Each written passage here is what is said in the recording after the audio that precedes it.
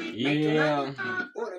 Looks umabla hizo wanangu, hii dunia mbona bado waleja washangaza. Usiku mtashuhudia mtoto akiwa na nyonya ziwa Nyasa, na demu alonkataa sasa hivi amepata mimba misivungi, na mtumia nyimbo za Dudubaya webaya Yesu wanafiki, na siwezi kuchukia maisha kinkatia tamaa basi nitayabambia, maana huo mkwetu noma utasema Tanga, tomeme ukikatika tunauvalisha shanga. Hii x utatoboa nini? Mademu wenye mitego wanatoboaga chini. Hii eti unajitakia nini? Ujao unalala uchi unamuachia nani?